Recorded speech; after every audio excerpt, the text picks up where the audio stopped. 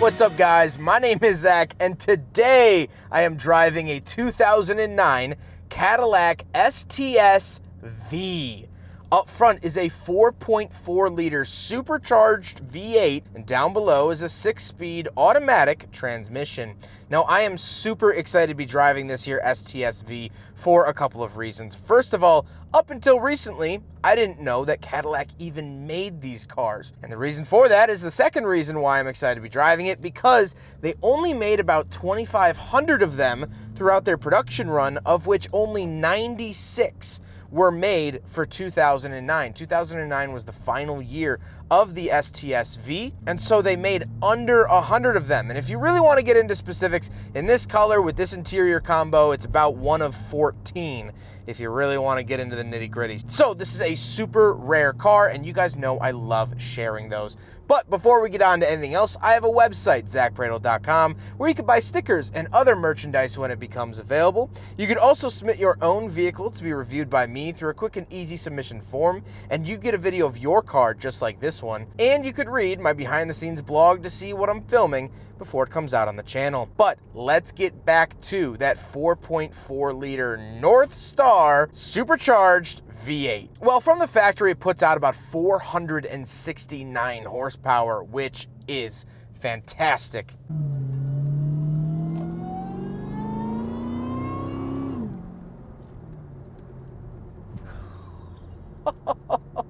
Now, this car is tuned, has a smaller pulley, it has an aftermarket air-to-water heat exchanger. It's got a couple bells and whistles, and the owner, David, actually dynoed it at about 420 horsepower at the wheels. Now, you have to think of drivetrain loss and whatnot, and that was on a Mustang dyno as well. So factoring all of that in, this car's fast. And as you heard and saw on my face, it makes great whining noises. I love it. Now, people are hesitant about the North Star engine, and I'm in that boat for the most part. I've driven North Stars that are really unreliable, and that was really between 1997 and 1999. North Stars had terrible head stud issues. They were basket cases, to say the least. But throughout the evolution, and 2009 was one of the last years, you know, the North Star was kind of on its way out. It was actually a fairly decent engine. Now, these engines do have oiling issues too, but not any more oiling issues than the 3.6-liter V6, than any other V8 that GM produces. So it was on par by the end of its life, but the North Star name had been dragged through the mud so much that people still shake when they hear it to this day. And not because they're scary fast, but because it's like juggling fireballs. You're gonna get burned at some point.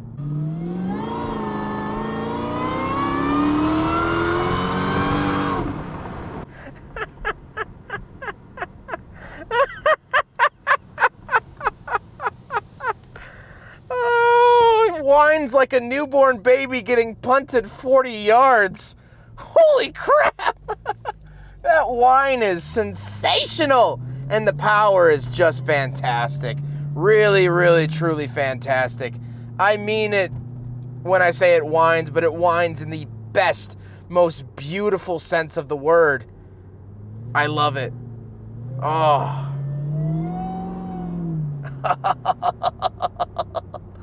Oh yeah, I would get in a lot of trouble in this automobile. A lot of trouble. Now, like I said, paired to it is a 6-speed automatic transmission. Love it. However, it was the only way that the STS-V came. You could not get a manual transmission, so this being, you know, the V, the more performance-oriented, I would have liked to have seen a manual, but this 6-speed does the job pretty well. Last but not least, the STS is rear-wheel drive, and this does have the dealer add-on rear differential cooler. So the first-gen CTS-Vs were known to have some differential issues. The cooler definitely helps out with that. It has its own fan, has its own cooling system, and it actually works pretty well, and I'm very happy to see that on this car. But with that stuff out of the way, let's talk about the interior. Well, in front of me, I have 4 gauges. On the very far left is the coolant temperature.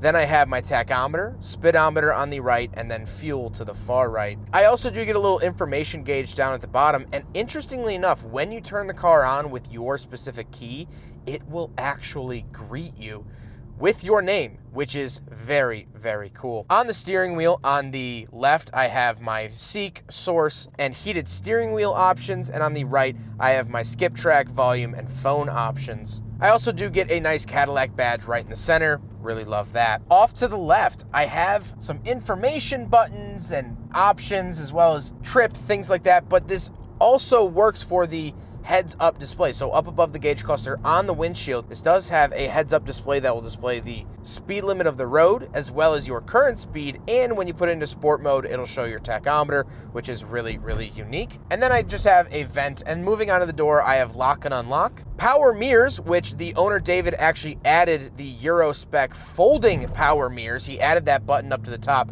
Looks OEM, love it.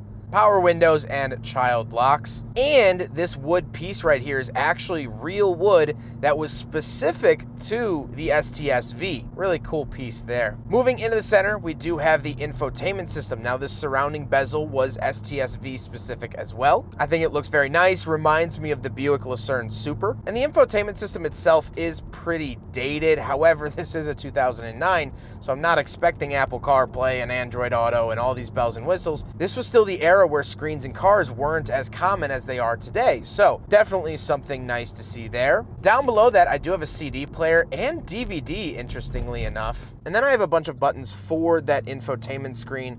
Band, source, route. This does have navigation, things like that. I think this is like the most amount of buttons I can handle before it starts to get a little too clustered. The late 2000s, a lot of luxury brands had so many buttons. Acura and Lexus are both guilty of this, and Cadillac is too. There's a lot of buttons here. Speaking of which, the climate controls, I do get dual zone, as well as I do get heated seats. I get auto climate controls and everything like that. Really, really nice features to see here in the STS-V, or just any luxury vehicle of the era. Then I do have a little pop-out ashtray and cigarette lighter, and then we move on to the shifter itself.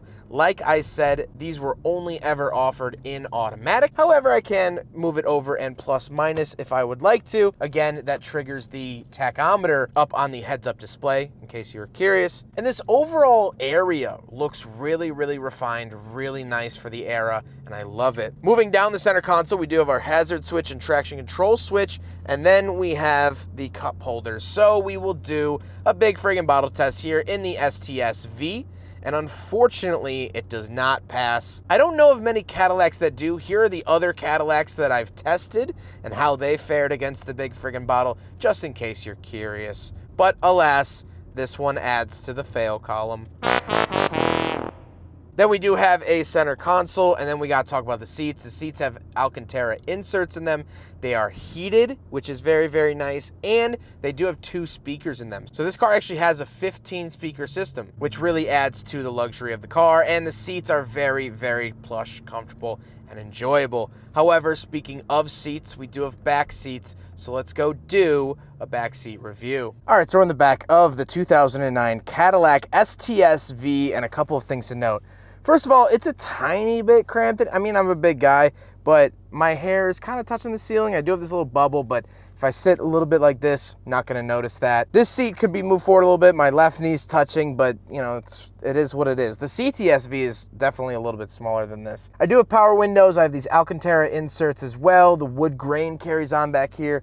But the big party piece is in the middle. I get 3 levels of heated seats for either seat back here. I get my own temperature and where to send it controls. I do get a center console. Bada bing, bada boom. We got 2 cup holders in there, very nice. I also have these little reading lights, love that. And overall, this is very much on par with, this is a luxury back seat from GM at the time. It makes a lot of sense and things like that. It's just cool to be sitting back here. Probably not a whole lot of people have ridden in the back of an STS-V.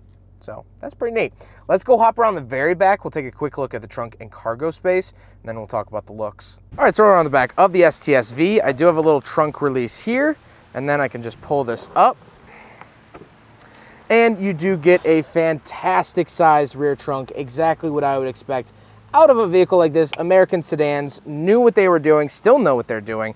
and the few and far between that we still have on today's market. So nice cargo space. I do have some storage down there and things like that, but nothing too crazy. Now we got to talk about the looks, and that's where you'll notice a couple different changes with the STS-V as well. It does get larger Brembo brakes with 10-spoke, 6-lug wheels, run-flat tires, a faster steering ratio, stiffer suspension, different hood, different mesh grille, different bumpers, fog lights, turn signals, rear bumper, and spoiler. So you do get a couple extra things here and there. I think it's a really handsome vehicle. I think it looks good, looks presentable, looks nice. And it's just cool because I'm sure I've seen one of these in traffic, but I never really knew about them. And that to me is always the most interesting thing in the world. I've done over 900 car reviews. And so when I find out, when I learn about a car I didn't know previously existed, that's super cool to me. And this car is super cool to me. So let's get on to my final thoughts. What do I think finally driving an STS-V?